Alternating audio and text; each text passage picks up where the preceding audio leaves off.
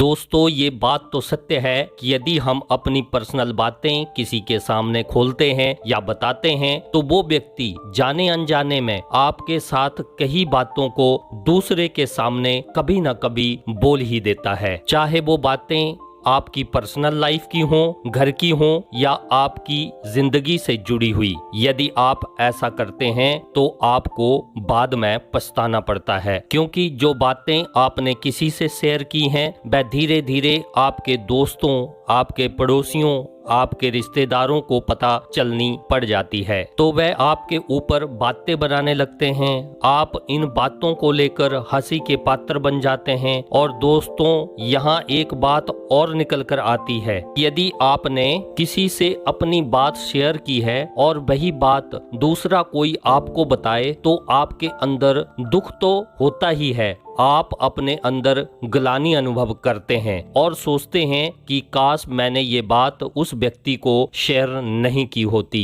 तो अच्छा होता। ऐसी ही 5 बातें मैं आपके साथ शेयर करता हूं जो आपको किसी के साथ भूल कर भी नहीं बतानी है। इसके पीछे क्या कारण है वह भी मैं आपको बताऊंगा, तो वीडियो के अंत तक बने रहें और इन बातों को समझें। इसमें पहली बात आती है अपनी दाम्पत्य जीवन की बातें और घर परिवार की बातों को किसी से भूल कर भी शेयर न करें। अक्सर देखा गया है कि हम लोग अपनी दाम्पत्य जीवन की घट रही घटनाओं को या तो अपने पड़ोसियों या दोस्तों के साथ शेयर करते हैं। हमने ऐसा बहुत सी घटनाएं देखी हैं या सुनी हैं कि उस परिवार के साथ ऐसी घटना घट गई। वो कैसे हुआ? वो इस कारण से होता है कि हम अपनी बातें जाने अनजाने में अपने करीबी लोगों के साथ शेयर कर देते हैं और इन्हीं बातों का फायदा लोग उठा लेते हैं। दोस्तों, दुनिया आजकल फायदा लेने में पीछे नहीं हटती, इसलिए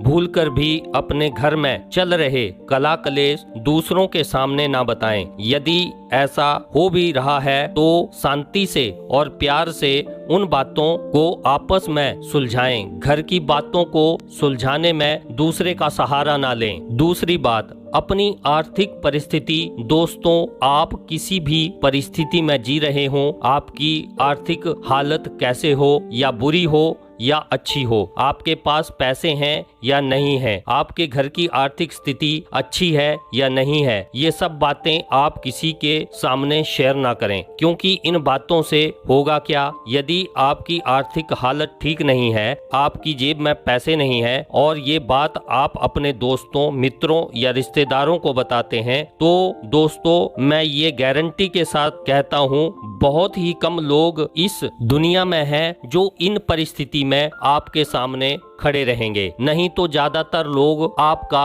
साथ छोड़ देंगे। ये बात आपको भी और मुझे भी अच्छी तरह पता है। तो क्या करें? चुप रहें। जैसा भी हो, जो कुछ भी हो, उसी में गुजारा करें और अपने हालात बदलने की कोशिश करें, क्योंकि परिस्थितियां एक जैसी नहीं रहती। इसमें दूसरी बात, यदि आपके पास अच्छा धन है, पैसा है, आपकी परिस्थितियां अच्छी हैं, हालात अच्छे हैं, तो आपके बहुत से मित्र दोस्त बन जाएंगे, रिश्तेदार भी आपके साथ हो लेंगे और आपसे आर्थिक मदद भी मांगे और आप भी आर्थिक मदद कर देंगे। पर बाद में होगा क्या कि आपको ही उन पैसों के पीछे भागना पड़ेगा। दोस्तों, मैं ये नहीं कहता कि आप किसी की हेल्प ना करें, हेल्प करें, पर सोच समझ कर ही करें। क्या अच्छा है, क्या बुरा है, आपको पता होना चाहिए। तो आप अपने धन का बखान ज्यादा ना करें या भूल कर भी ना करें। तीसरी बात जो आपको किसी को नहीं बतानी, वो है अपनी मजबूरियां और अपने दुखों का रोना किसी के सामने ना रोएं। ये हमारा स्वभाव है कि हम थोड़ी सी मुसीबत में आ जाएं या कोई दुख हमारे जीवन में आ जाए तो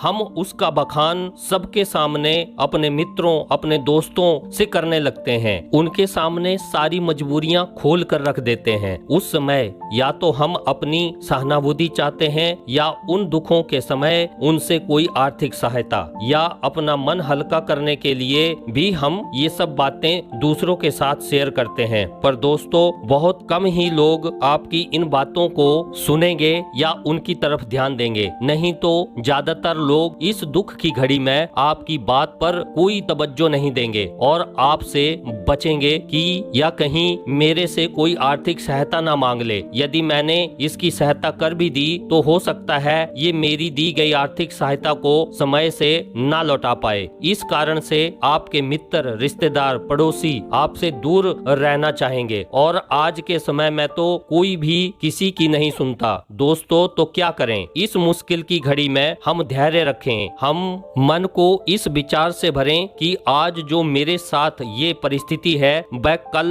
अच्छे में बदल जाएगी। हमेशा इसी विचार को मन में भर कर रखें, प्रभु का ध्यान करें, प्रभु से दुखों को लड़ने की शक्ति मांगे, यही एकमात्र उपाय है। चौथी बात जो आपको किसी को नहीं बतानी है वो है अतीत में हुए अपमान या गलतियां। यदि ये अतीत में हुई अपमान की बातें यदि आप किसी के साथ शेयर करते हैं तो इन बातों को लेकर वह आपको घृणा की नजर से देख सकते हैं और आपकी इज्जत भी करना छोड़ देंगे। हो सकता है कि आपकी किसी मजबूरी का भी वो फायदा ये लोग उठा सकते हैं। तो आपकी अतीत में हुई किसी भी घटना या अपमान का जिक्र किसी के साथ ना करें, यही आपके लिए बेहतर होगा। पांचवी बात जो आपको किसी को नहीं बतानी है वो है आपके लक्ष्य या भविष्य की योजनाएं। भूल कर भी आप अपने लक्ष्य के बारे में किसी को ना बताएं। पहली बात, यदि आप ये करते हैं कि आप अपने लक्ष्य की बात किसी को बताते हैं तो वो